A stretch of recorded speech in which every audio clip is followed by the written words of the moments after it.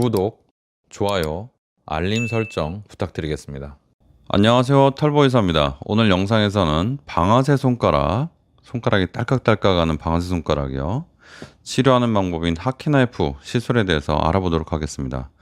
이 시술은 절개 부위가 작아서 상처가 빨리 아물고 깁스를 할 필요가 없어서 일상 복귀가 훨씬 절개 수술에 비해서 쉬운 편입니다. 또한 통증 감소가 빨라서 환자들의 부담을 덜어주는 장점이 있습니다. 그러나 방아쇠 손가락 자체는 원인이 복합적이어서 예방이 쉽지 않고 손을 많이 사용하는 환경에서는 재발 위험도 꽤 있습니다. 한 3%에서 10% 정도, 그 정도 있습니다. 지금부터 하키나이프 시술의 빠른 회복의 비결과 구체적인 관리 요령을 함께 살펴보도록 하겠습니다.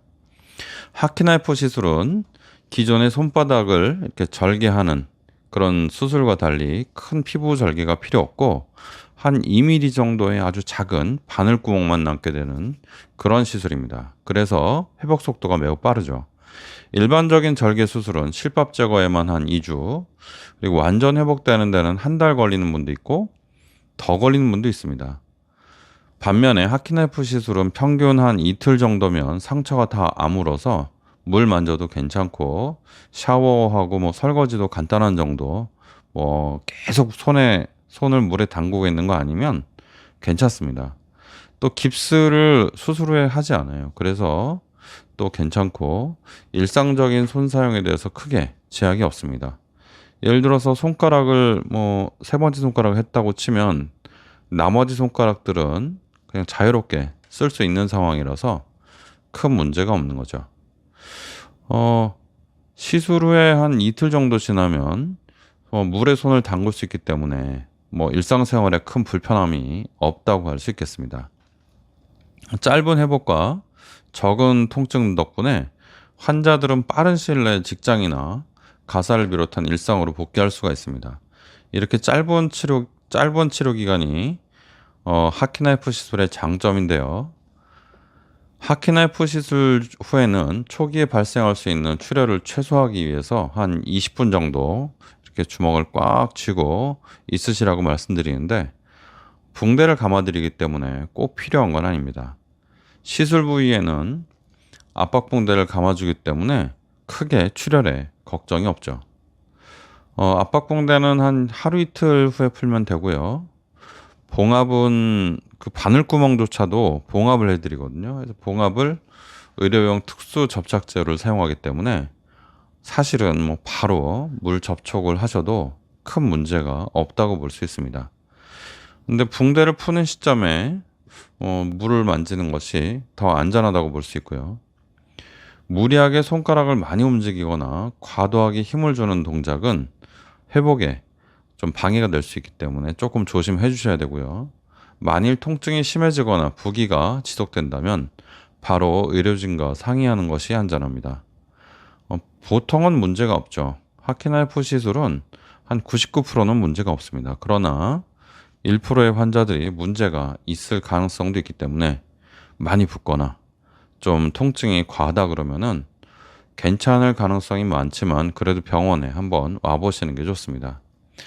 일상생활에서 손가락 사용을 안 할 수는 없지만 시술 직후에는 방아쇠 손가락 증상이 다시 생기지 않도록 좀 주의를 해주시는 건 좋죠.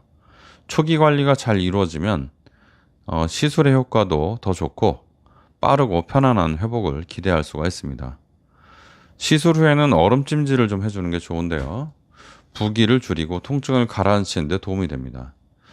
시술 후 첫 이틀 동안은 붕대가 있기 때문에 이 손바닥 위에다가 얼음을 계속 대고 있어도 동상이 걸리거나 문제가 생기지 않습니다.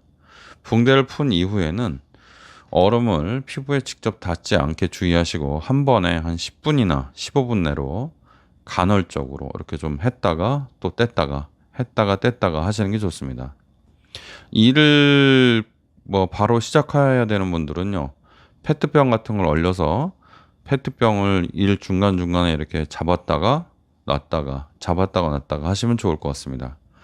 온찜질은 손에 사실은 도움이 많이 되는데요. 방아쇠 손가락도 시술 후에 보통 한 2주가 지난 시점부터 시작하면 좋고요.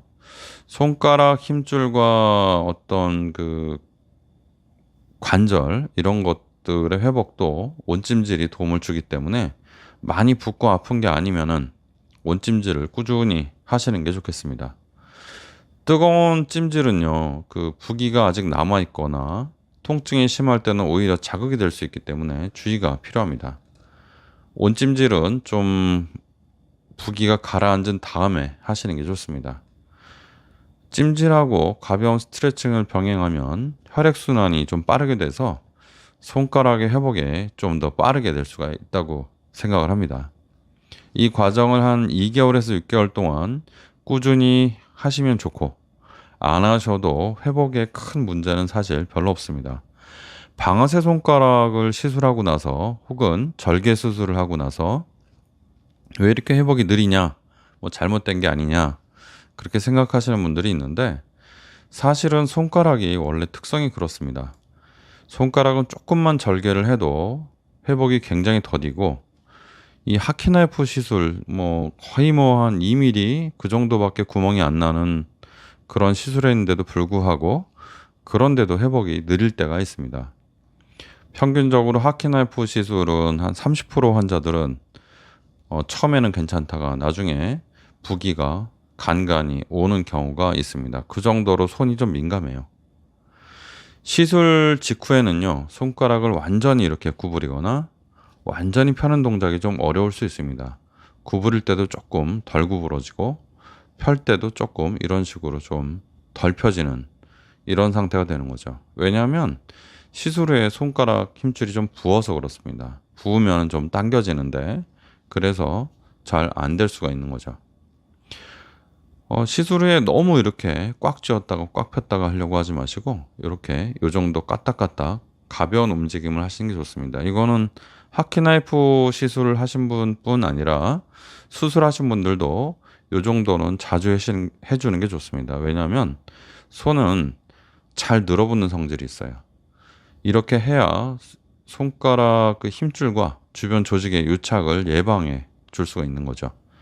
손은 잘 늘어붙기 때문에 유착, 그러니까 힘줄과 주변 조직이 늘어붙으면 굉장히 힘듭니다. 방아쇠 손가락도 재발할 수 있고 통증이 계속 지속될 수 있는 거죠.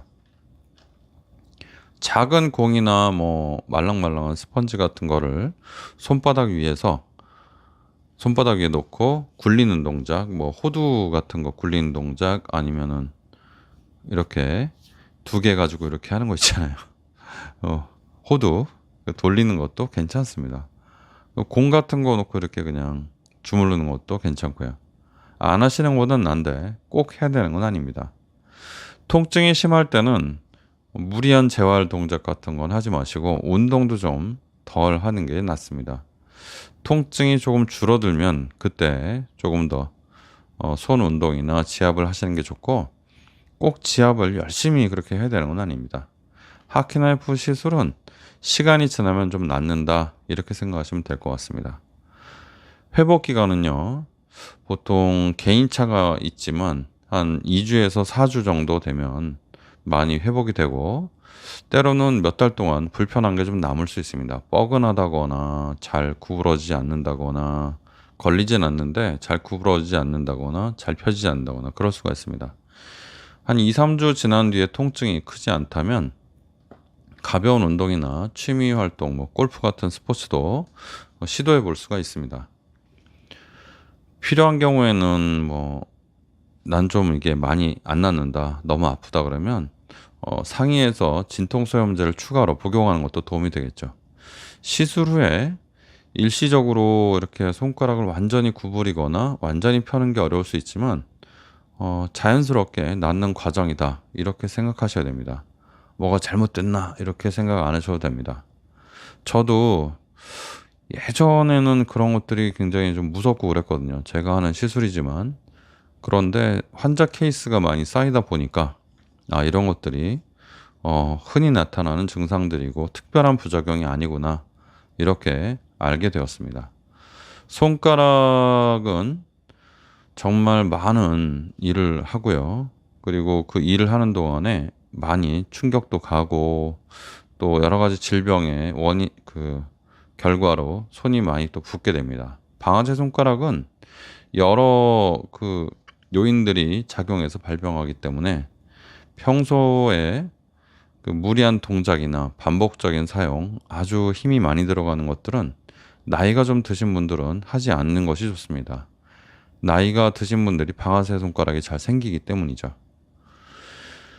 시술이나 수술을 했다면 어떤 재발의 위험이나 어떤 경과가 나쁜 거에 대해서 무조건 시술이나 수술을 한 의사에게 책임을 돌리지 마시고, 이미 어떤 질병이 왔다면 내 손이, 특히 방아쇠가 왔다면 내 손이 굉장히 취약한 상태다, 내 손이 좀 약하다, 이렇게 생각하셔야 됩니다. 허리 디스크도 만약에 왔다면 여러분들의 허리가 좀 약하다, 이렇게 생각하셔야 됩니다.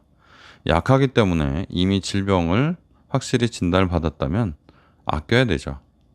당연한 겁니다. 방아쇠 손가락에 있는 분들은 손가락 힘줄이 좀 약하다, 잘 붙는 성질이 있다, 이렇게 생각하셔야 됩니다. 물론 꽤 많은 환자분들, 거의 70% 환자분들 정도는 방아쇠 손가락 수술을 하든 아니면 시술을 하든 결과가 좋아서 나중에는 거의 힘줄에 문제가 없는 사람처럼 사용을 하시는 분들이 많지만, 그래도 조금 취약하다, 이렇게 생각하시고 항상 조심을 해줬으면 좋겠습니다. 오늘 영상에서는 하키나이프 시술의 장점과 시술 후 관리 요령을 좀 살펴봤습니다. 기존의 절개 수술에 비해서 하키나이프는 상처가 작고 회복이 빠르다는 점이 큰 매력이고요.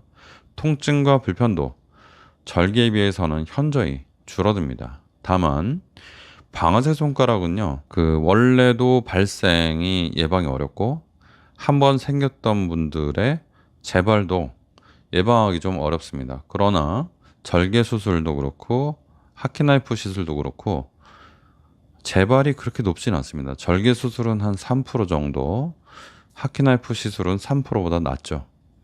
그러니까 너무 걱정하지 마시고 일상생활 하는데 큰 문제가 없으면은 조심조심 생활하시면 되고, 일상생활에 복귀가 어려우신 분들은 차근차근 조금씩 일상생활에 적응해 나가시면 될 것 같습니다. 손을 지나치게 좀 무리하면요, 손가락이 하나가 아니잖아요. 예를 들어서 이 세 번째 손가락에 방아쇠 손가락이 왔다고 하면요, 두 번째, 네 번째, 다섯 번째도 방아쇠 손가락이 언제든지 올 수 있다, 이렇게 꼭 기억을 하셔야 됩니다. 평상시에 일을 하지 말라는 얘기는 아니에요. 어떻게 일을 안 하고 살 수가 있겠어요.